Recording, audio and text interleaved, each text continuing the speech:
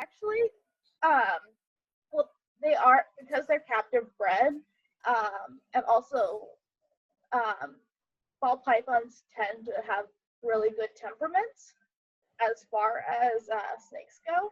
They're kind of, that's why a lot of times they're like people's beginner snakes, because they're puppy dog tame. As long as you do what a normal, like, as long as you don't irritate the shit out of them, it's they're more likely to ball up as a defensive strategy rather than try to strike at you. So then how do people hold like their cobras? Because I see people have like cobra snakes. Yeah, no, those are the crazy fuckers. Right. I don't mess with venomous snakes. I purely am with like constrictors and everything. Gotcha. And so, but I have mad respect for people who do handle venomous snakes, especially because actually king cobras are super intelligent, and they actually they recognize that some humans are okay and not a threat to them, and so that's how they're able to be like, okay, I'll let you handle me, but like not too long. That's crazy. And so that's kind of the same thing with these guys, is that they know that I'm not a threat to them, and especially by handling them, they get to know my scent and everything. Gotcha. It was like one time I was introducing Clementine, my girl, to a friend, and Clementine sniffed my friend, and then was like, "No, I'm gonna come back over to mom." I know she's cool. That's crazy. So yeah. We should get started on this study guide. And it seems like it's. Look how big this one is. Oh wow, that's almost as big as him. I know. Wow, is that your pet Strawberry? What's his name? I don't know. You're gonna eat your pet Strawberry? Can't be creative right now with the strawberry. His name is Barry with Strawberry. Yeah, very awesome. Yes, very awesome. No one's logging on today, huh? Yeah, well, so Joanna is sick, and then Andrea has work today. Yeah, so it looks like it'll probably be just the three of us. Well, the four of us. Because I was like counting you three, but not myself. So that was. So we'll just go through the study guide together then, rather than having you guys work separately on it. I did the legislator study guide, or yeah. Yeah, I saw that you started doing like the. I didn't start the other one. Yeah, let's do finish up interest groups, because that's what was the Thursday reading.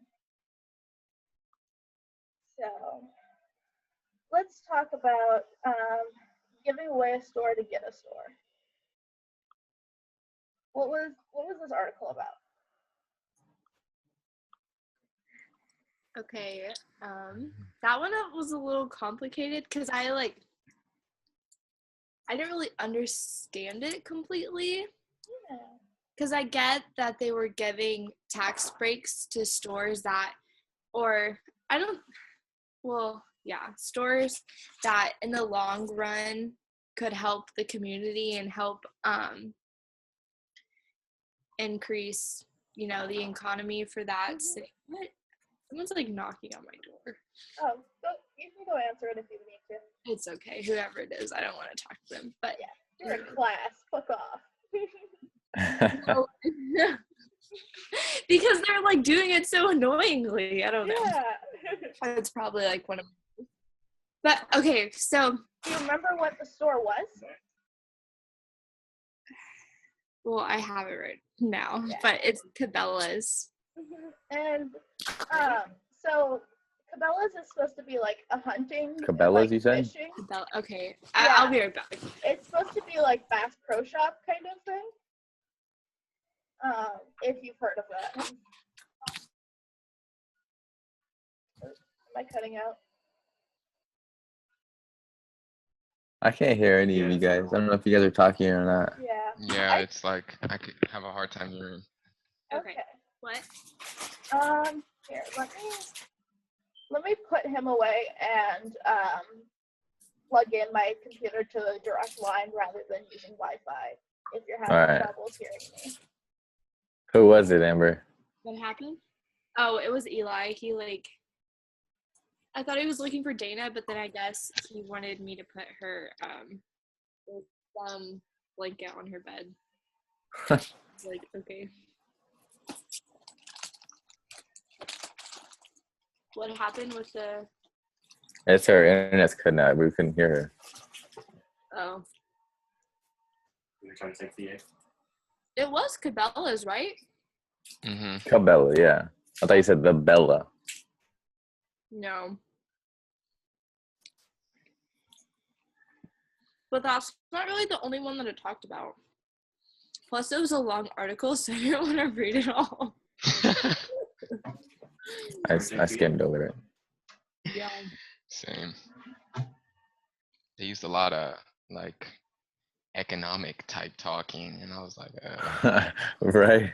It's not very interesting to read. Yeah.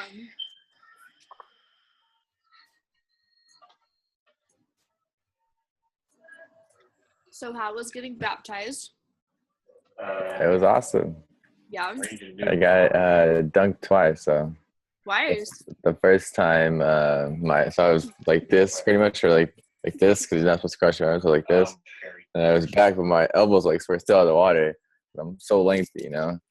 Because it was like in a little. Blow up pool. Why was it a blow up? Because they wanted to do it on campus. So that was the first. That was like a first time on campus, and then a first time that they had to dunk someone twice. So it was just a day for making history. No, but yeah, so they moved me over to like the deeper end, I guess, and then filled it up with more water and got dunked again. But it's an awesome experience, definitely. Nice. I just came into the throw the ball, try to dunk you in kind of thing. No, I got baptized yesterday. Oh, okay. I'm thinking like freaking. No. Yeah, he dunked the ball. Yeah, I'm thinking like, you know, you throw the ball, you hit the target, the person falls into the water. Yeah. No, I was actually baptized on St. Patty's Day. that's awesome. Yeah, it's like a day to remember, especially if you do it on like a big event or a big day. Mm-hmm. It's an easy day to remember. I'm an atheist now, but Oh, okay. yeah. I mean, I totally respect the people who have religion and everything. Just not for me. Yeah. Are you just more like scientific? Or So I actually used to be very Christian. And I mean, reading more of the literature and just doing my own research and stuff. research and everything. There were too many things that weren't adding up, and there were a lot of values actually of the church that I really had a problem with being a feminist. What church did you go to? We were non-denominational Christian. My parents were both Catholic raised, and then they became non-denominational Christian because they didn't really like the structure of the Like, church what was the and church's everything. name? I don't remember because actually we used to go to a church when we lived in Portland and everything. And that's where we went like the beginning to till we moved from there. And then when we came to California, in the area that we went, my parents tried a couple of churches, but none of the non-denominationals kind of fit with their belief system. So my dad reads in the morning and everything, and my mom they practice privately basically. That's cool. Yeah, I would say my dad is a bit more like Martin Luther as far as that kind of self-study. Gotcha. Mm-hmm. Religion. Yeah, I don't really know a lot. Just like on top of it, I I can't don't know. All you need to know is that the Christians won. Well, in my philosophy class, or no, it was like critical thinking, we had to write, so we had to watch these debates about, what was it? It was about, what is it called? Like the resurrection of Jesus? Yeah. Like when We have comes Easter. out. Yeah. Yeah. So there Rebirth. were these debates about it, and it just seemed like it wasn't true. Like all the facts they were giving in the Bible was written by like Greeks off of the myths of everything that happened. Like it wasn't even written by the people that experienced it, Yeah, or it's not written by the apostles. yeah, As it said that this is the book of Paul, but Paul didn't write this. yeah. No one left any remembrance, in Mhm. writing or It was any. oral tradition. So I don't know. I mean, I don't like not believe it, but then I don't like. Yeah. I feel like it's hard like not to believe, but Mhm. Yeah, and I mean, it's kind of funny. One of my good friends, he has his master's in history, and he's actually gonna start his doctoral program. And he did his own little Easter post on Facebook, oh yeah, and he did a kind of narrative form, like what it probably what was going through Jesus of Nazareth's mind as, oh shit, they're putting me on this. This is fucking painful. Okay, I'm gonna make noise so that maybe they'll do a final blow. And then, as you know, one Roman soldier does pierce, pierce Jesus's ribs, and after that, that's when they say, "Oh, he died" and everything. But back then, they didn't know about shock and how that you can have very death-like appearance without being actually dead.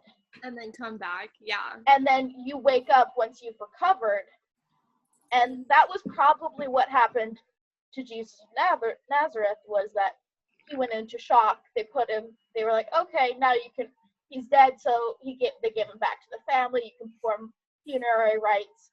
They put him in the cave, and then he wakes up, and he's like, what the fuck? Yeah. And my friends think he alluded that Jesus of Nazareth probably got his wife and skipped town and heard back that, oh yeah, people said that you went to heaven, you ascended to God and stuff like that. And plays like, you just disappeared. We didn't know where you went. It's just very controversial. Yeah. With really no evidence. And I feel like the only way that you can, I don't know, well, I guess one of the ways that you can relate to it, if you have like that experience, and then for some people they're like, oh, I've had that They were experience gonna lose this game. where like God has talked to me, or something, or I saw something, or I saw a miracle, or things like that. Yeah. And I mean, if you haven't had that experience, it's just all on faith. Mhm. And yeah, okay. I'm gonna stop this now because we could go way into this and everything, but I think we should leave this to our little coffee date at the end of the semester and everything, and I can talk about this because right now we gotta talk about interest groups, unfortunately. So, in giving away a store to get a store, the store that they were trying to get was Cabela's, and that was like a Bass Pro Shop kind of place, a hunting and fishing kind of superplex. No, I missed 2 of my attacks. God. Oh my God! He's purposely doing that. Yeah. Because he's like, oh, my 2 friends are in here. Yeah. I know Joseph, but he's now my new friend. All right, okay, so what store were they giving away to get Cabela's? I'm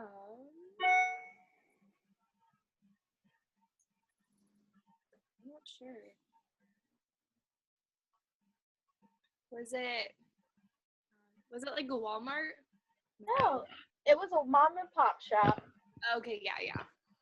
And so, and then let's real quick. What is TIF? What is tax increment financing? But what does that mean? So it means that that business doesn't have to pay taxes for, I don't know, it just depends like how many years. It's usually a 5+ year freeze on taxes. So they get their taxes subsidized from the government, or is it the government or more of the town? It's the government, because it's the state government paying. It's no matter where it is, it's coming from some government fund, whether it be city level, county level. Excuse me. Yeah. So So yeah, but normally you see it coming out of county or state financing. Actually, I would say county or city, because state would be. I have like this weird thing right now. It's irritating my throat. Let me know if you need me to hold, because I got my. So that's kind of how that works. And so, why would a city or county want to have Cabela's rather than the mom and pop fishing and hunting store? Because it can attract more people and make more money. And did that happen? No. They're selling the same stuff. Was General Motors Mm-hmm. too, and how when they went out of business, everyone got really mad because that all those people that had jobs, and when the town was thriving, and then they just took all the jobs away. And so, how does this relate to interest groups? I honestly have no clue.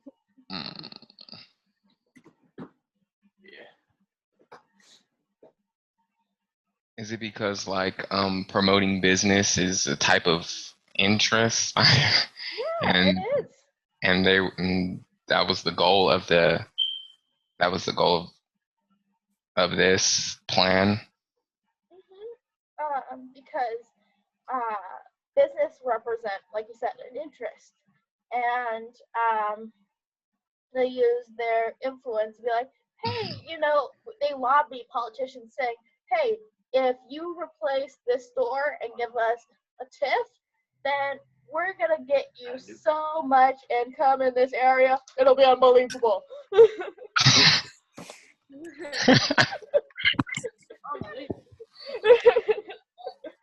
Imagine Trump lobbying politicians of just like, oh, it'll be great. There'll be so much income, so many jobs. We're gonna revitalize the area. Yeah. It's gonna be huge. It'll be the most successful plan you'll ever see. Are we talking about the healthcare? Could be. All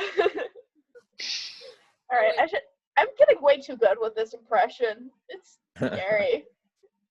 It's coming too naturally.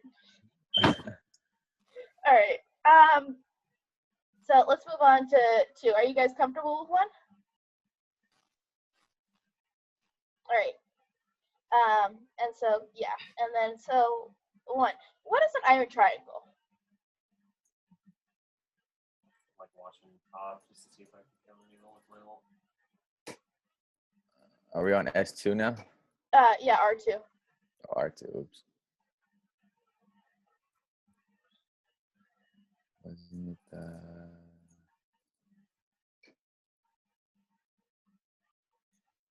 Oops, my mic was off. I was over here talking. Oh, were you talking? I thought you were like talking to somebody else, because sometimes you do mute yourself and talk to people.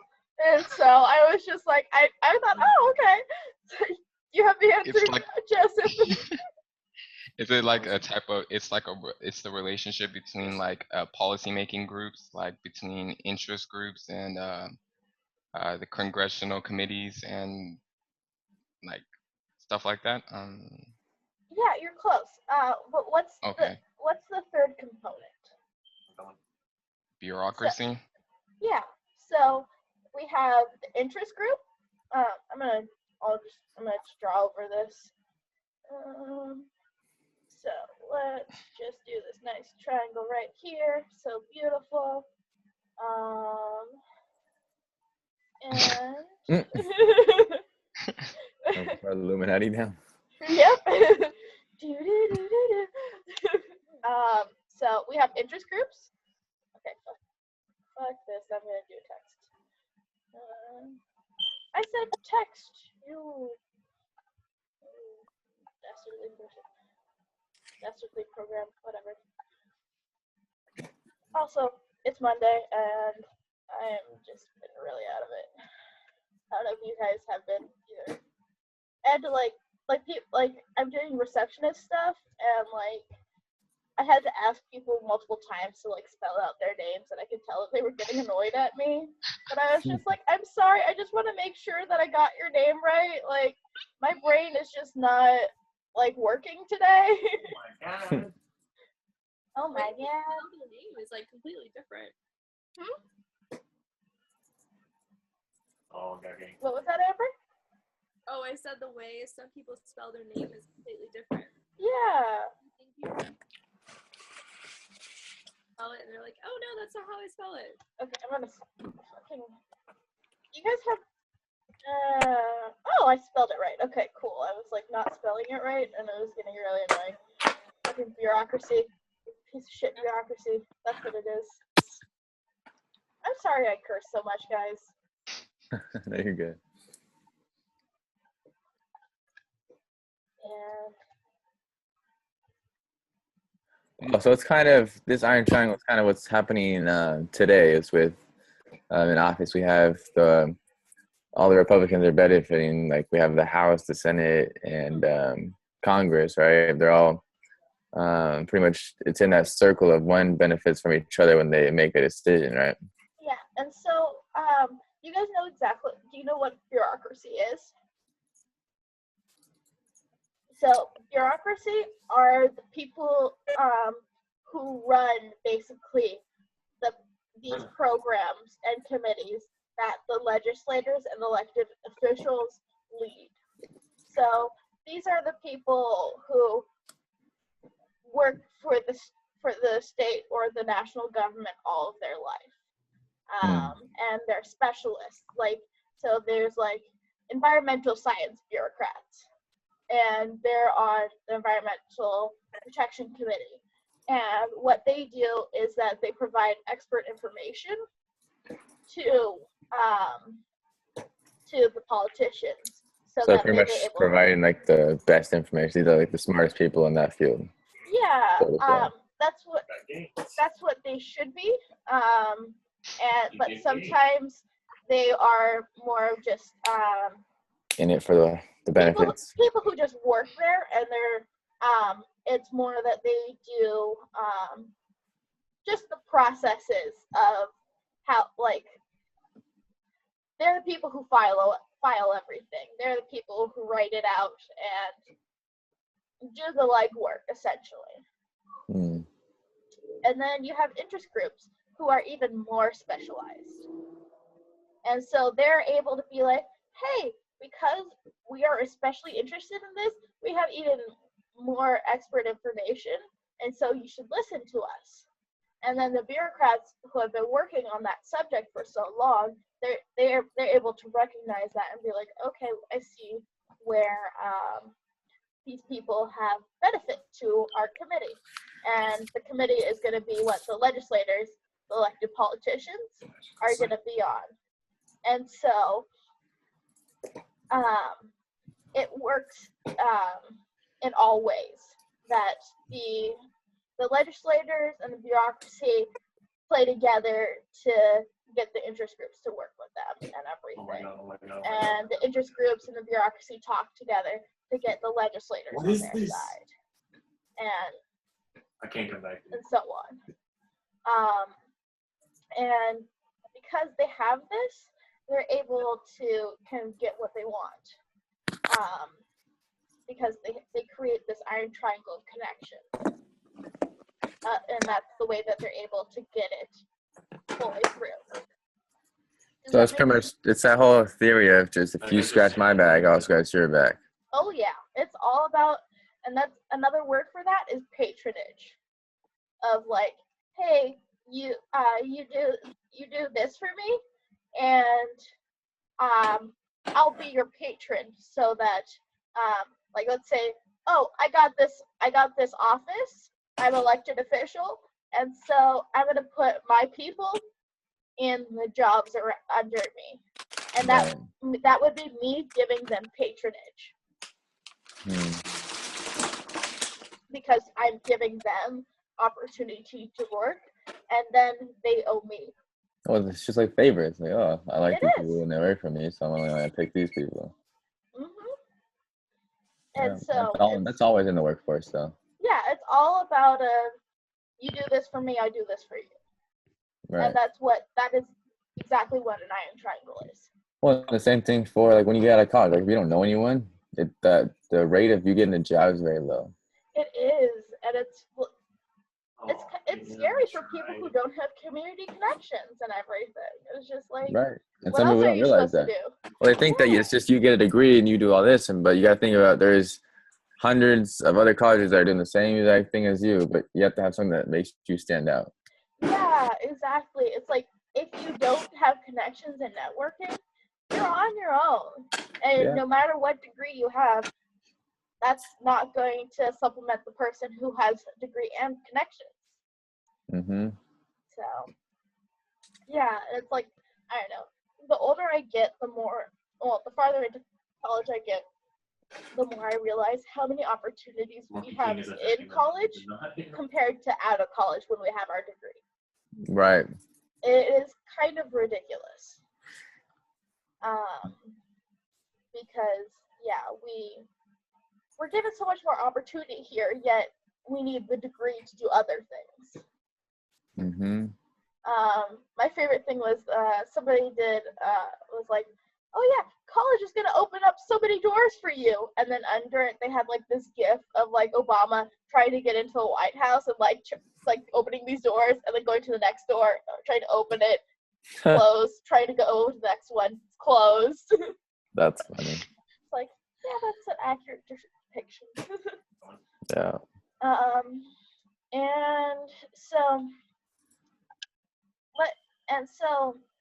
Let's try using this iron triangle to describe the dynamics illustrated by the system of government subsidies to businesses. Oh, I can't. So let's try to think about this.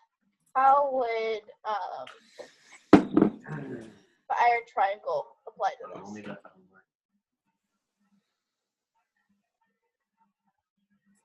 How to apply to businesses? How to government subsidies to businesses? Like, how does the iron triangle explain why the government gives subsidies to businesses? Because if they like offer, like let's say for a weapons company, like they sell the guns cheaper for the government, so the government provides less tax for them buying stuff, and then they use those weapons overseas to then the soldiers. I don't know, something like that. Let's think of let's say I'm a politician, and there's been a lot of job loss in my area. Who's gonna be coming to me and trying to persuade me? Oh, the government's gonna go to the businesses, right? Or the city people, you said? So the businesses are gonna be like, oh hey, you have a high unemployment rate. You should give us a subsidy so we can help you and your constituents. I'm trying to figure out exactly how the bureaucrats fall in, but I'm pretty sure it is that. Did you see how close he was? Well, couldn't that work though? Like, let's say, obviously, the government's hurting, I don't know, in a certain city, and let's say that city is Washington, D.C., but there is like a weapons business that doesn't have a lot of workers, but they could hire more workers to then produce more weapons. Like I said, if we were in war, then the government would give that business a subsidy to hire more workers, right? Yeah, exactly. That's another way it would work. And like sometimes the iron triangle is just more of a two-way street rather than the actual triangle, as we're seeing kind of here. But I would say the bureaucrat kind of help assure that the deal goes on. Oh my God, silent. They're the follow through. I'm sorry, what was that, Joseph? So would the interest groups in this example be like businesses? They would be the interest groups lobbying to the legislators or cities? Yeah, and see, they would actually probably be lobbying both the elected officials and the bureaucrats. So when you hear bureaucrat, think of unelected person that works in government. I am technically a bureaucrat because I work for the state. Okay. So these interest groups, these businesses, are going to be lobbying both the people who are non-elected and the elected people. That way, to get their interests across and make sure that gets fulfilled. Does that make sense? Yeah. Cool. And quick question: do you guys think these subsidies improve the lives of average people? Of average people? Yeah. Oh yeah, well, because then if the business is not spending as much money on the taxes, they can give it to the benefits of the workers or more a pay raise. But That's not what they do. that's not what they do. And You have more jobs available for those people. So also, where do subsidies come from? the people. Taxpayer money. So if the government is bailing out businesses with taxpayer money, aren't the taxpayers already paying for this? And they're paying for jobs. That's one way. Sometimes these subsidies do work, and that's why we see them, because they can really work to establish a business in an area to help improve the lives of the people who are unemployed and aren't able to earn capital to be able to sustain themselves. But if it's an unsuccessful business, as we saw in Cabela's, people lose out. So it's kind of one of those double-edged swords. And what's ironic is that as much as conservatives scream about how communism and socialism is bad, and conservatives are typically business people, but subsidies, no, that's fine, that's dandy, that's not socialism. You're not picking winners. So I just find that quite ironic. So good. So subsidies generally don't improve the lives of the average people because we're basically paying to get something we should already have access to. Yeah, and if they truly want competition and a free market, then should we not prop up these companies? Oh, I get it. Okay. So there's that, but also the companies being like, hey, we have these benefits, don't you want us? It's like, so college professors kind of, when they go to colleges, they're interviewing to see if they like the place and to see if the place likes them. The same is kind of this, it's very similar to what it is with the businesses. They're like, hey, we think we like this place, you should pay us to come here and do things for you, because look, we're awesome. Yeah, doesn't that work for, like you're saying, for us? So if we were to get involved in more things and we have more things that put ourselves out there that outstand the rest applicants, then you can maybe compete with your salary and saying, well, I have all this over all these other workers, so I want a $50,000 signing bonus, right? Because I've seen that before. Yeah, I could see that being a thing. But yeah, and that's kind of what companies are able to do. They're able to be like, oh, I mean, we're a multinational corporation.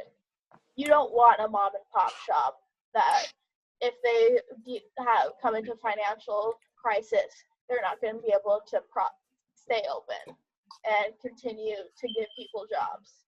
So you should choose our successful business. And so it's kind of that same concept. So do you think all the big corporations like Google and Apple and Yahoo and Facebook do that? Oh yeah.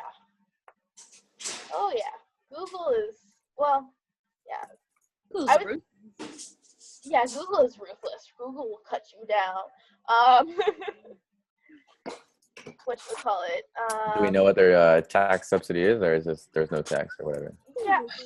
It's subsidized, do they? No, they actually they have areas that are subsidized and stuff like that. And actually, They're all on the internet, so.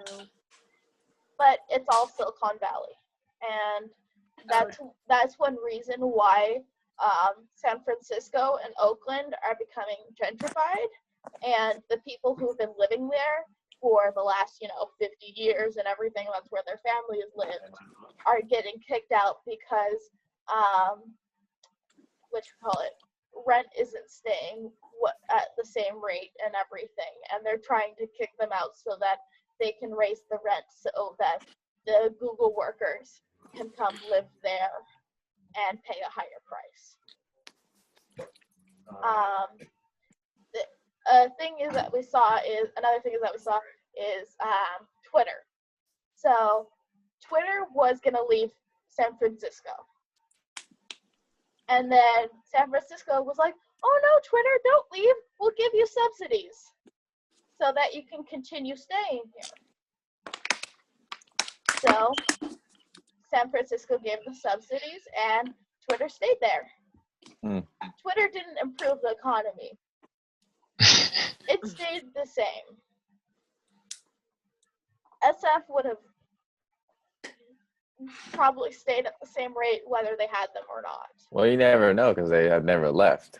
Yeah, and I can't remember all the details of the story, but it's a really good example of kind of the city making deals and everything. I'm trying to be like, hey, stay with us. Give us jobs. You're pop culture. So, yeah. All right, let's move on to R3. Which we call it? Private profits from public works. What was this article about? It was about like the growing influence of private equity. Yeah. And what's private equity? It's like when you buy stock, but it's like the public can't. It's like it's not available to the public to do something like that. I'm probably not explaining it well. Yeah, it's like before Facebook went public, as far as the stocks, where general people could buy it. I think private equity it might be constrained to businesses. Is that what the article said? I don't know if it's constrained to businesses. It's just like that it's not publicly traded on the stock exchange. Okay. Yeah. So basically, it means that money, in that company, it's purely on its own. Other members of the public are not invested in it. It does not have public investment. So that's why it is purely private. And so I'm going to make sure that I have the exact definition.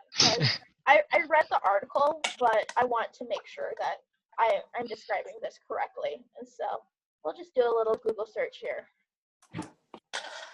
Copy No shame in claiming stuff that you don't know. Better to say I don't know rather than this. No. In finance, private equity is a type of equity in one of the asset classes. Okay. I was gonna get you.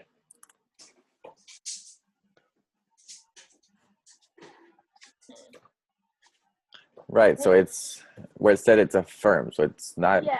not just a business, but whoever has a lot of money that can help Yeah. that business, but it's still not all around the world. Yeah, and it's not like where you can buy $10 stocks. Right. Kind of thing. These are more like $100,000 It's stocks. more of like they're gonna knock on your business or you're a firm saying, "Oh, you guys have a lot of money. You guys want to invest in our company because we're doing all this," rather than saying, "Okay, we're gonna start this off at," because what stock markets do is they estimate how much your company's worth. So when it starts off at $10 a share and they have 100,000 shares, they're estimating that company at $1 million. Yeah. And so it just ranks up in however many they have. So instead of doing that, they just go to a firm or someone who has a lot of money and they invest it like that. Yeah. Like senior economics coming back to me. They're just like I haven't thought about like stock since then. But yeah, that's exactly it. So what would be the advantages and disadvantages of using private equity to rebuild America's infrastructure? So private investors. Well, if they pull out all at once, then your company's going to shit. But obviously, if you have publicly traded, not everyone's going to sell at once unless they find out information to where your company is going to crash. But that's rarely never the case. But yeah, you'll have a stock market, let's say at $23, and it'll go up here and it'll go down there. But you release something that's new, if you keep going up and meet more people buying it rather than the firm that you go to. It's just a one-time investment. I think this is more the way that they're talking about private equity is that they're talking about it as in the term of firms or big investors investing into rebuilding America's infrastructure and being like, hey, we'll pay this and stuff like that, and you scratch our back. That was kind of what I garnered from this. And because they're like, hey, we have this capability to build these freeways, so you should contract through us, rather than what they normally do is that they have they put out the job and then several companies apply and give what they think the operation costs will be and the time estimate, and then the government chooses the best out of those. From what I'm gathering, private equity skips that kind of bartering and kind of bidding. It's bidding. That's what it's called, bidding. So yeah, but the advantages I see in that is that like private equity is like it's gonna be faster because they're asking specific people for money, so they can do it more effectively, and it's a lot faster than just relying on public to build. Like public stock to build it, because that probably could take a while. Yeah, exactly. Well, yeah, same thing for just like Snapchat. Like you saw them open their stocks for publicly, but they haven't reached what they think of their business is yet. But yeah, exactly. But what would be a disadvantage of using private equity and not having the bidding? The rich get richer. It's like it's only like people. It's only specific people, so not everyone gets an equal opportunity to get the same advantage, because you can gain a lot of money by investing in stocks. But if they're only allowing specific people to do it that already have money because they want to get it fast, then the regular people don't have access easily to that same thing. Yeah, and if there's not a bidding war going on, and they're just the one being like, hey, this is our price, what kind of price do you think they're going to give? Yeah, okay, yeah, I see that too. I didn't think about that. Yeah. Wait, what did you just say? So, what kind of price tag are these private equities going to give the government and being like, hey, this is how much it's going to take to do this? What kind of price tag do you think is that going to be? A high price because the government has a lot of money. hmm And hey, if we overestimate, then I guess we keep the extra, right? So there comes that.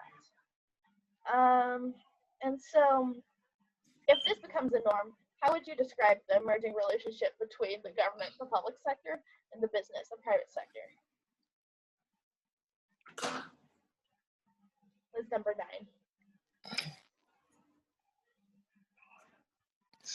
So basically, we're just going to see a whole lot of businesses asking the government for money. So they're probably going to be a very loose with how they spend because they're like, oh, I could just go ask the government for, set a big price tag for the government to help me out. Yeah, and kind of back to what I said about picking winners. There's going to be less competition in the business sector if the government is picking winners and helping them. So increases in oligopolies, was it? Yeah, exactly. Oligopolies, which is the rule of the few. So yeah. Do you guys have any other questions about interest groups guide number 2, or do you feel comfortable with it? Good. Okay. Then let us move over to legislator study guide. Amber was beautiful, and she did all of the definitions. Dang. She was beautiful and Look smart. at that. Thank you, Amber. Especially because there are hella definitions. There are 21 of them. When did you find the time to do that, Amber? It was sometime between like. I think it was right before this class. Yeah. Yeah. 'Cause I know I uploaded it at like, I don't know, maybe 1 or so. Yeah. Because I do it when I'm working over at Park. I'm just like, Do you think I'll this is gonna upload be? this. Huh? Do you think this is gonna be a term quiz? I think so, because it's a very term-heavy section. And yeah. Well, Amber's gonna be ready for the quiz. Yeah. But that's why we're gonna go through them and we're gonna review them. Oh, okay. Let me see. It's 6:51, but if you guys are cool, staying around a little longer, then we can keep going. Wait, I missed 18. I just saw that. Okay. Oh, earmarks. Yeah, that goes with appropriations. For earmarks. Gotta Google it or search it in your book. You can't tell me? It's not in the book. I'm not gonna give you the answer. Come on, Jordan. Come on. I know the answer, but do you? Obviously not. I'm asking the question. Use your tools. Use your book and the internet. Let's see. I use Google all the time. All right. What are earmarks used for? Oh, That Amber's fund telling us. on a specific project. Can you I'm repeat sorry, that, you broke Amber? up. Yeah. It says a congressional directive that funds should be spent on a specific project. That's it? Yeah. Okay. It's like building a rocket ship. It's more like these funds are mandated to be used in this way. So I save a certain amount of money and it only goes towards a certain thing. Yeah, like so there's these things called well, there's funded mandates and there's block grants. Block grants, let's say county is just given a certain amount of money for this general project that they want to do. And so they're just blocked a section of money to use. And then because mandate is more like we're telling you to do this, and sometimes we give you money to do the thing, and sometimes we don't. But the opposite of block grants would be this kind of earmarking of funds and being like, hey, this is the specific amount of money, and this is what you specifically need to use it for. You can't let's say, okay, the general thing is that we're trying to build roads, but this $5,000 has to be specifically spent on asphalt, not traffic cones. So I guess that's kind of like what's that saving fund? All right, come back to me. I'm gonna remember it.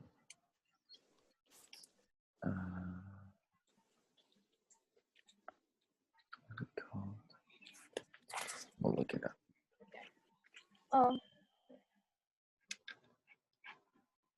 Let's while you're looking that up, we're gonna Yeah, go ahead. going through. So constituency is the residents in the area from which the official is elected.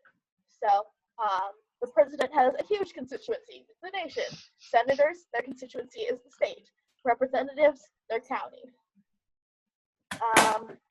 Sociological representation, a type of representation which representatives have the same racial, gender, ethnic, religious, or educational backgrounds of their constituents. It is based on the principle that if two individuals are similar in background, character, interests, and perspectives, then one can correctly represent others' views. So let's somebody who elected official that would have similar sociological representation to me than me would be a queer woman that is white. Then my social demographics are being represented by that representative. And like it says, generally it's thought like, okay, if you've lived the life of a white woman, then you're gonna be sympathetic to white woman needs and stuff like that. Will better serve me as a representative type of thing.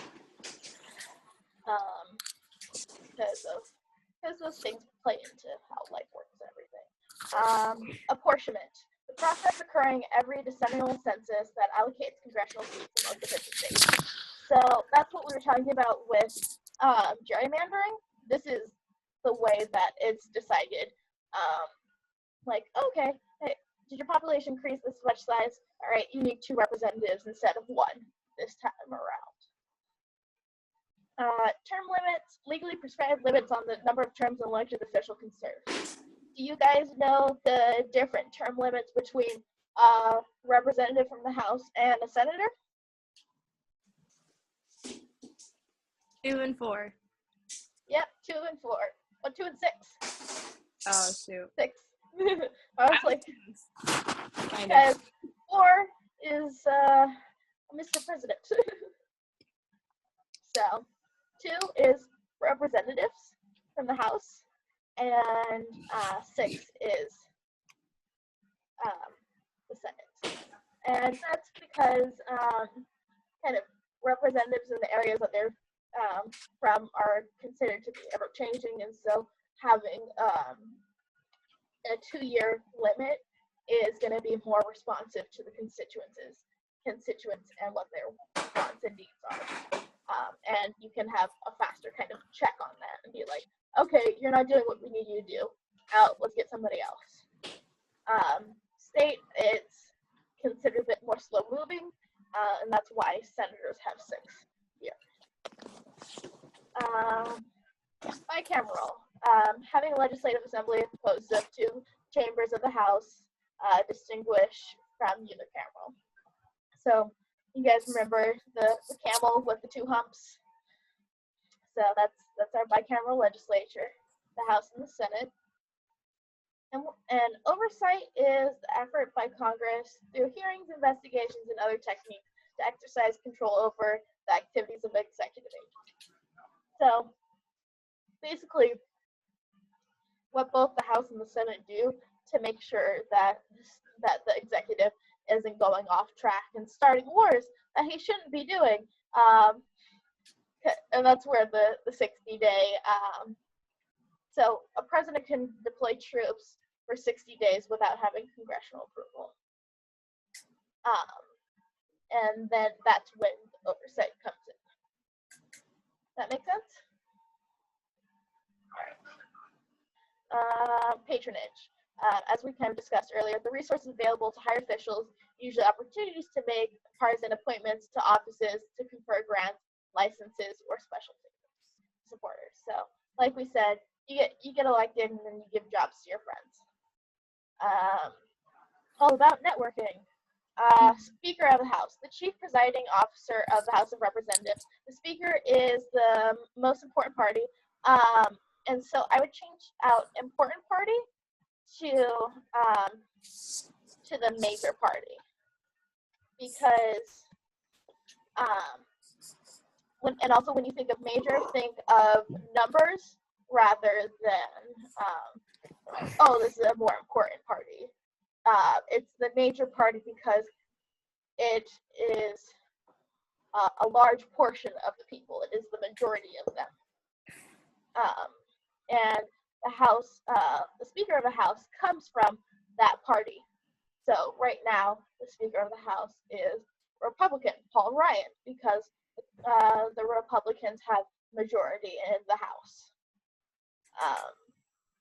So yeah, and they can influence legislative agenda and the fate of individual pieces of legislature and the members' positions within the House because they've been essentially elected by their party to fulfill that position, and so they have a lot of clout.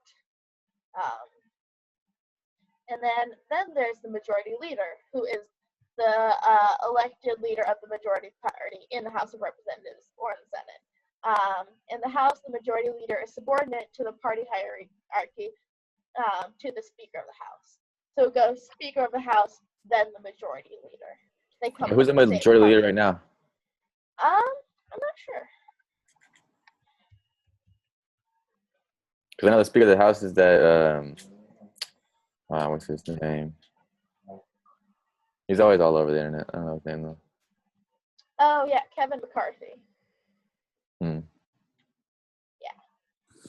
And then our minority party, minority party is the Democratic Party, and the leader is actually Nancy Pelosi, one of our California senators. So it goes pretty much president, vice president, then him. It's a little more complicated than that. Okay. So it's president and vice president, secretary of state. I think you go through all the major secretaries, and then comes the Speaker of the House, then the majority party leader, and then the minority party leader. I'm pretty sure that's the ranking. So that's that's why when people joke about oh yeah, what happens if both the president and the vice president get killed? Then Secretary of State, and so on down the line. You could probably actually look up what. Just like a flow chart of it, yeah. Yeah. Hierarchy of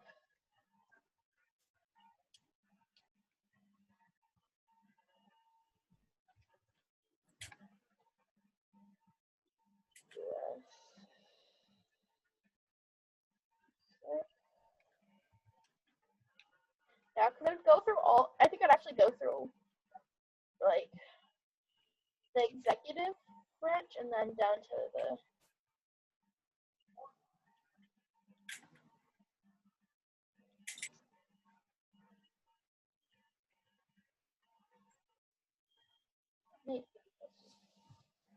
if things load. Okay, well that's not what I wanted. I wanted the picture. So thanks.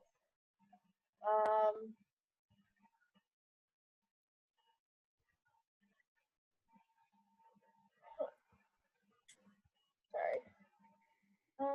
Yeah, I can look it up later. It's alright. Yeah, my computer's being stupid right now. Yeah. So okay.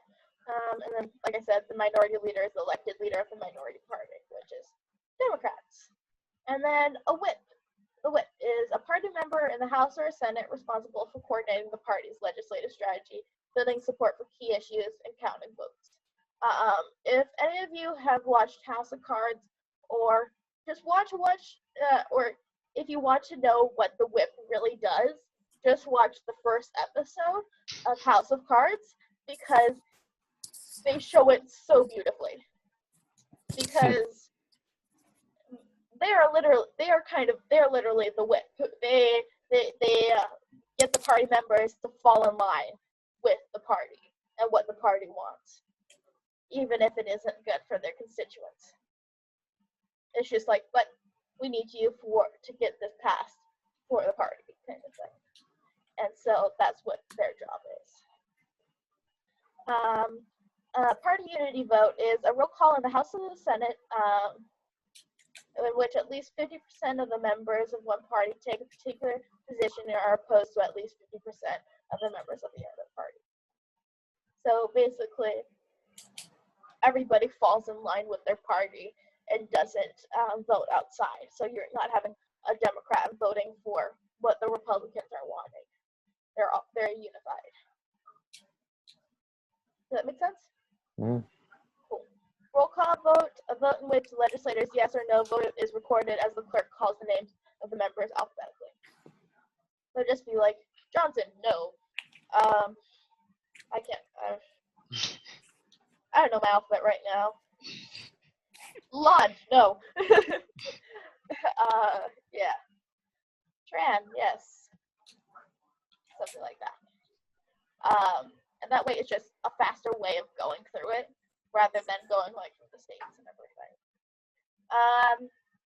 Conference committee is joint committee created to work out a compromise on the House and Senate versions of a piece of legislation. And then the setting committee is a permanent committee with the power to propose and write legislation that covers a particular subject such as finance or agriculture. Stop me if something doesn't make sense. Does that sound good? Cool. Filibuster, a tactic used by members of the Senate, not the state, tactic used by members of the Senate to prevent action on legislation they oppose by continuously holding the floor and speaking until majority backs down. We saw Ted Cruz do this with the healthcare, Obamacare. He did a filibuster where I think he was reading Green Eggs and Ham and stuff like that over and over. It doesn't matter what you're talking about as long as you're standing and talking. That's all that constitutes as a filibuster. There is an old movie called, what was it? It's some Mr. Yeah, called Mr. Smith Goes to Washington. And there's older film where somebody from a small town goes to Washington and does filibuster because of this issue that all of the politicians aren't. Well, I think he's elected as a representative.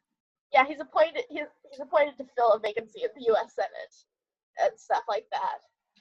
And then they're just like, okay, well, gotta do what you gotta do to.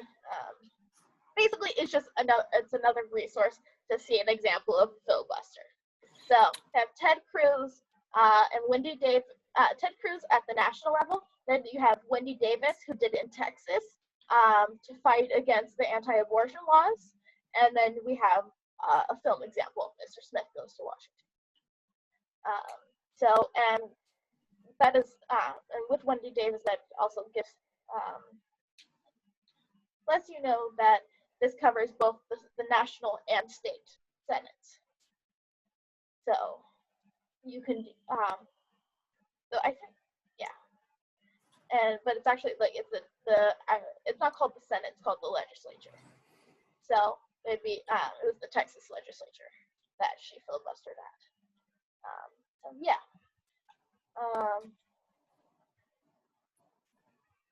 17, appropriations. The amount of money approved by Congress and statutes that each unit or agency of government can spend. So as we just talked about, and then earmarks a congressional directive that funds should be spent on a specific project. Pork barrel, appropriations made by legislative bodies for local projects that are often not needed, but that are created so that local representatives can win re-election in their home districts. Does that make sense to everyone? Okay. Veto, the president's constitutional power to turn down. We're gonna say turn down bill passed by Congress, because this is the only thing that they can turn down is that they're something that has been passed through both the House and the Senate, and then it goes up to the president. And so yeah, then we have impeachment, which is the formal charge of the House of Representatives that a government official has committed treason, bribery, or other high crimes. Yeah, and also the veto can be overridden if with a 2/3 vote from both the Senate and the House of Representatives. Real quick, before actually we get to these last couple questions, I have actually a little video that I want to share you.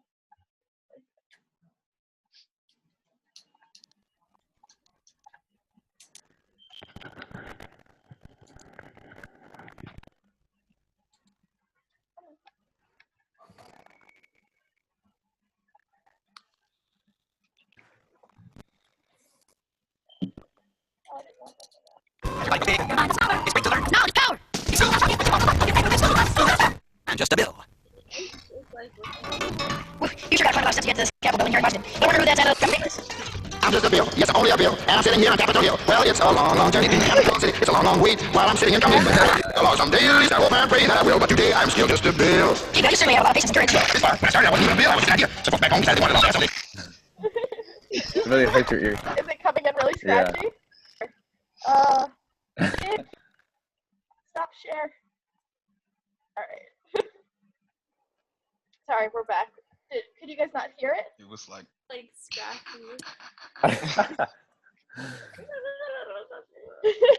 So it was just like this nightmare version of it, kind Pretty of thing? much. It was Okay. it- So that means that this is going to be put onto the YouTube links because it's a great little way to see and understand how bills are passed in Congress. and become a law. How a bill comes along. YouTube And then links. just everyone votes on it and like, yay. Yeah, so basically, but it has to be the same language in both the House and the Senate for it to go to the president and everything.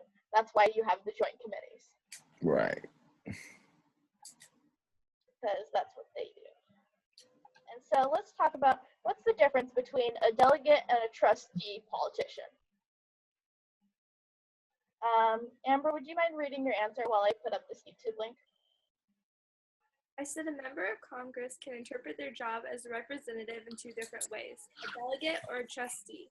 A delegate is a representative who votes according to the preferences of his or her,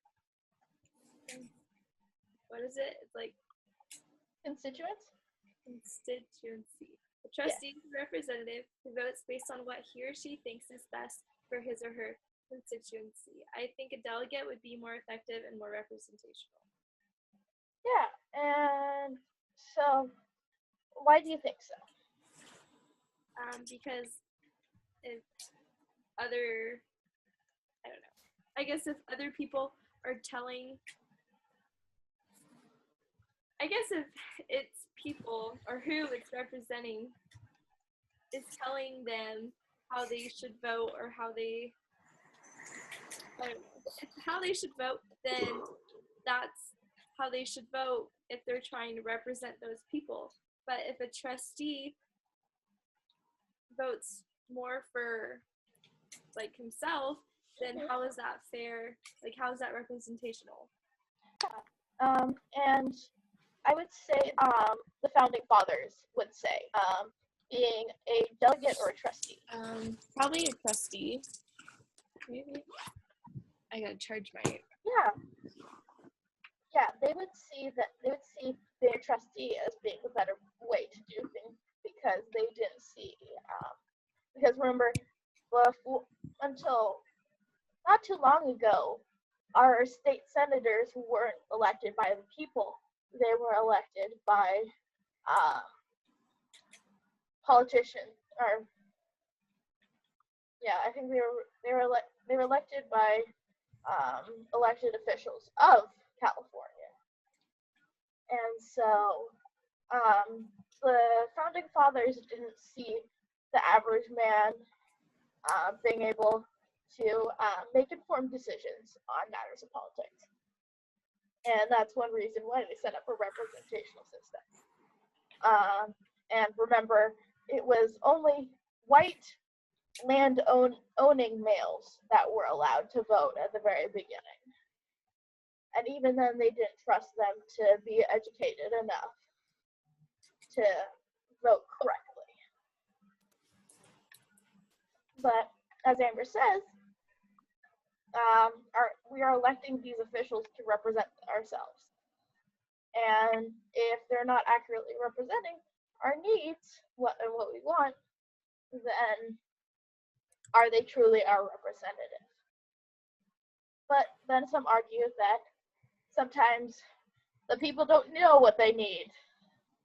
And somebody who's more informed in government politics might be able to do so in a better way that's not exactly the way that the public wants it to be done, kind of thing.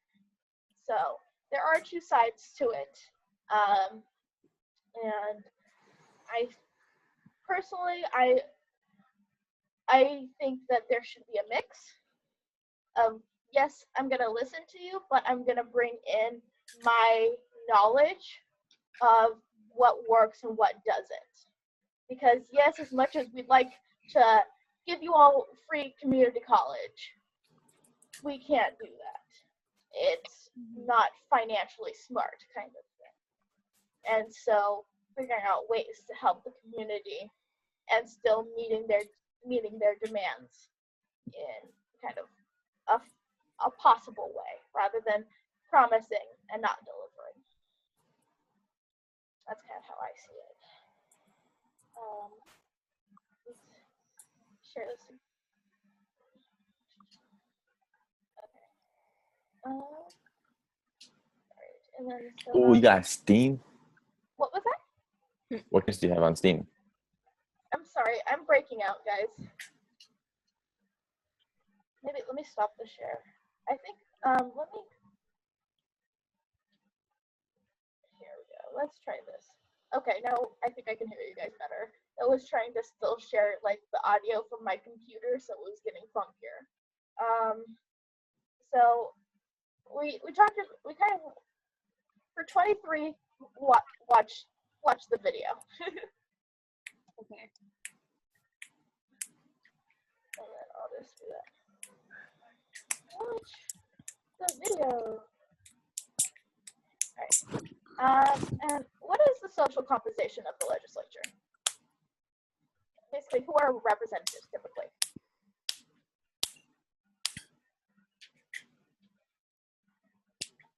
I'm not sure. Who are politicians? Are women politicians or are men politicians more often? Men. Are minorities more often politicians or are Caucasians more often politicians? Yeah, white males with money. Yeah. Are these people educated or not? Yes. And Oh, to no. get education, what does that require often? Money. And so typically we have well-off white male, older, keep that in mind, older white males representing us. We got the oldies. I mean, it was because the joke was that, oh, Bernie is finally the old white man that represents our needs. And because kind of back to what we're talking about as far as what you would call it, sociological representation, that's kind of the question that is brought up when you look at the social composition of the legislature. It's like, if you guys are representatives, how well can you represent people that you most likely are not familiar with their life experiences? And if you are, it's usually fairly limited. And so that brings up that question of like, so sociological representation goes hand in hand with the delegate or trust question as well. Because it's like, oh, well, these old white males with money, they have education, so they might know better. And so it might be that they're trustees for the people they're representing. And so, again, there comes that question. And it's something that I'm going to leave up to you to decide because it's a very personal thing. So yeah. Did any of you guys read R1? Yeah. Okay, cool. Probably the only one that I completely read. Okay, all right. Awesome. But hey, it's the last one, so it's cool. So what exactly is the analogy between making sausage and making legislation? Well, I mean, in the article, he talks about how that's not true. And he kind of. Well, what's the analogy? What do you mean? Like, what do they say that? How are they saying that legislation is close to sausage making?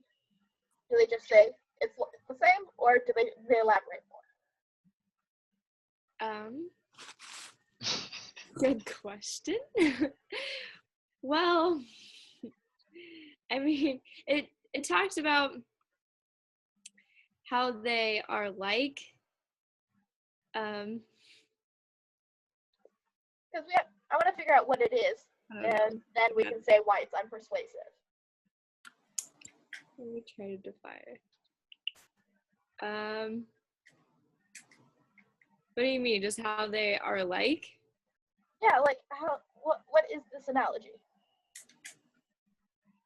Well, making sausage is a process, and a lot of different types of foods go into making the sausage. So, as with legislator, or what is that, like legislative or something? I don't know. Legislator. But they're tours. Different things go into that, and there's different people. Okay, maybe I don't know. Here, let's look at it then. Let's find out. I think you're on the right track. I don't know either about detail, but yeah, it takes a lot of different things to make up the legislator. I don't think anyone directly said it.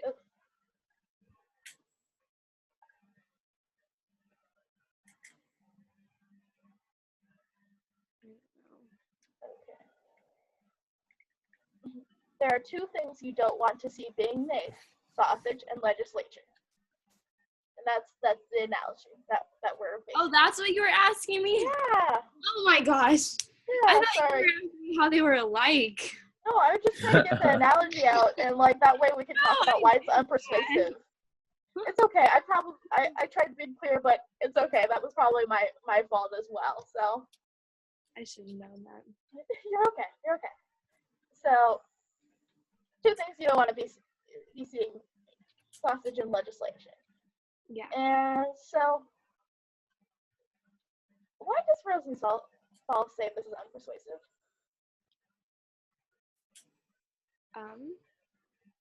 Well, he said many things. Like one, he said was accessibility, where it's hard to get into a sausage factory, but it's not really hard to get in like a meeting or to see the legislative process. And then he talked about how the people who make the sausage, they like work together and they all have like one goal as to, make the best sausage. Yeah. Where with the legislator or just the legislation, they are all like competing and they're trying to, I don't know, there's just different members and different parties and stuff. They have competing interests, competing goals. Yeah.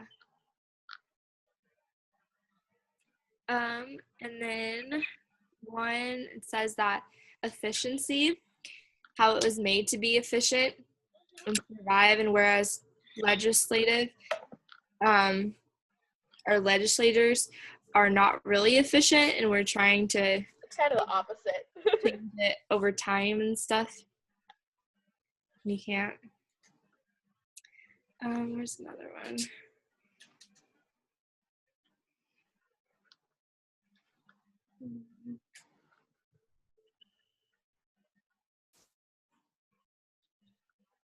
Did anyone else read it, or was it? Do you want me? Go ahead, Joseph. I skimmed it, to be Okay. honest. But so What's another one? What's the okay. question? Actually, he has a couple of different things right here under the sausage link. So, like you said, accessibility, and then coherence.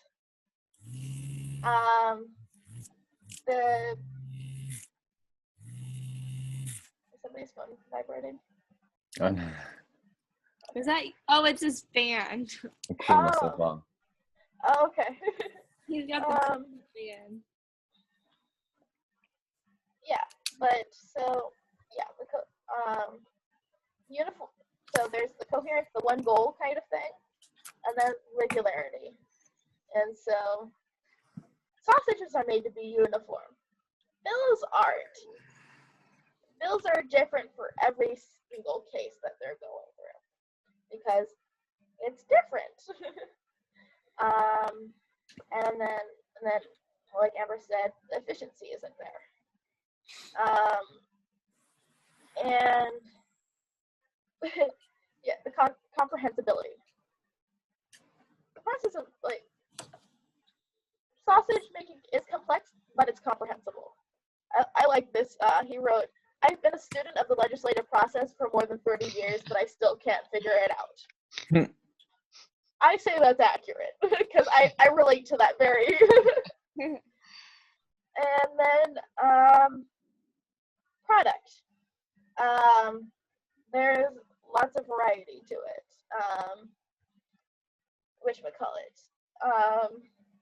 Even though there are different varieties, the USDA requires all the same things, kind of. So basically just to say that the legislative process is varying and changing and isn't like making sausage. It's something that you can see, and it's kind of interesting to look at and actually examine because it's unique. But yeah, so yeah, I think that's a good way to talk about that. And then, what do I call it? Yeah, so it's kind of that. And then there's the last question is like how kind of traditional sausage making was just, oh, we're gonna throw everything we have left over into the skin and twist that up, and that's your food. And so, and that wasn't uniform. Yes, there was an intended goal, but it was kind of different each time. So, in that way, traditional sausage making is a bit more close to legislative than what we're seeing here in the sausage factory. Well, because there wasn't all the rules that we have now. Mm-hmm. There wasn't like the FDA or the. Yeah, exactly. So that about does it for the two guys. Alrighty. All done. Yay! Almost. Oh. No, only, it's a little less than 2 hours. Yeah, 2 hours. Oh. But honestly, I am very grateful that you guys are able to sit here and still go through the material and everything. And I'm happy that I'm able to provide that as well for you in turn.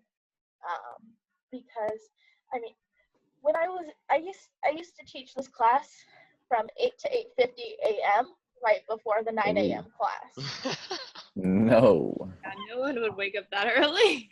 What's funny is that actually that class had higher enrollment than so far my online have. You'd see me still in bed. Exactly. It's just like I could like guys, don't you want to just come like sign in on 6 and like we could be at our own homes and not come hella early? All right. But isn't 8 but to 8? It starts at 9 though, so You have 10 minutes to get over there.